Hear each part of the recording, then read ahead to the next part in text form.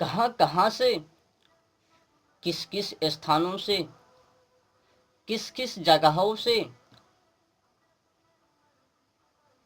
किस किस से बचोगे।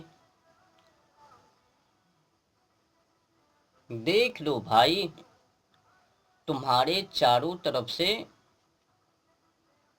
पहाड़ हैं, तुमको तो दिखाई नहीं देती।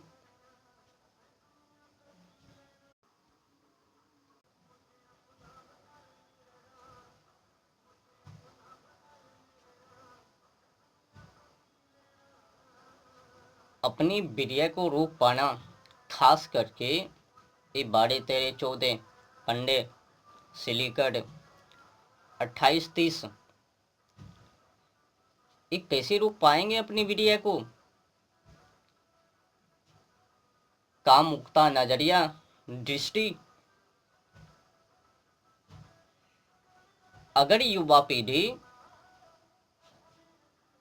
कामुकता दृष्टि से छुन्नी को देखना बंद कर दे तो हो सकता है माहौल अच्छी हो जावे। पर ए मन, ए आंखें कामुकता दृष्टि से ही देखवे। जानते हो क्यों? जान लो। ये जो गबड़गंडू व्यवस्था विद्यालय रूमों के अंदर व्यवस्था है, लाल गुलाबी पीला हरियर, इससे ही माहौल बिगड़ती जा रही है।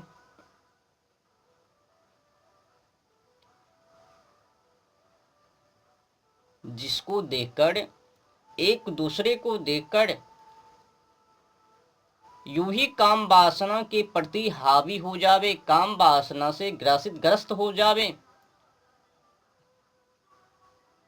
कामुकता दृष्टि से एक दूसरे को देखने लग जावे। वही व्यवस्था विद्यालय के एक ही रूमों के अंदर होवे। एक तो शिक्षा गलत होवे, ऊपर से व्यवस्था भी गलत होवे। अच्छा बताओ, अगर तुम लाल गुलाबी पीला हरियर को देखोगे तो तुम्हारे मनों में और तुम्हारी आंखें क्या देखबे, मनों में क्या उत्पन्न होवे, पता है ना। अपनी पुरानी परंपरा भारतीय संस्कृति के अनुकूल लड़का लड़की की व्यवस्था कैसी थी। लॉर्ड मैकाले ने भ्रमण कर चुका था कि भारत में किस तरह से व्यवस्था है लड़की के लिए, लड़का के लिए। पता है तुमको, पहले की जो व्यवस्था थी उसमें लड़का के लिए अलग और लड़की के लिए अलग, एक ही रूमों के अंदर लड़का लड़की नहीं थी। अगर लड़का की विद्यालय यानी गुरुकुल यहाँ है तो लड़की के लिए 10 कोस दूर होवे।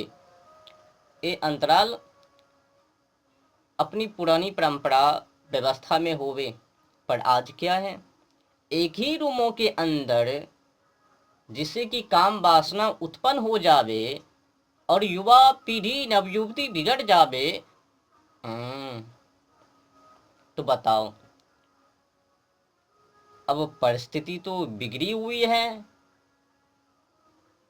तो क्या युवा पीढ़ी अपनी विद्या को आसानी से रोक लेवे? साधारण लगवे? आपको क्या लगता है,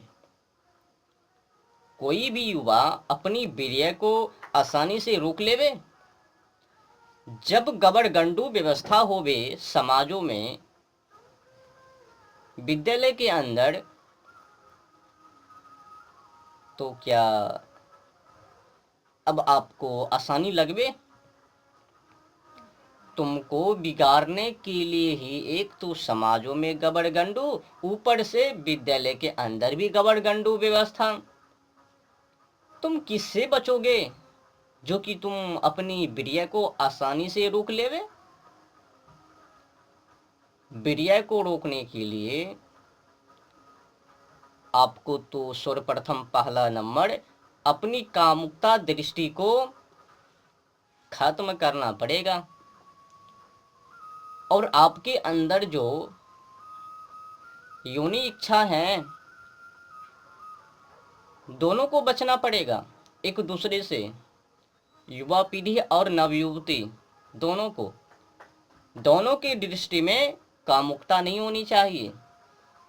अब कैसे नहीं हो बे, तुमको तो वही सिखाया जा रहा है ना विद्यालय में। अब वो कहेंगे देखो मैं क्या सिखाता हूँ तुम्हें, क्या मैंने बोला वो सब करने के लिए? तो तुम कहोगे नहीं। नहीं तो देखो तुमको बिगाड़ने के लिए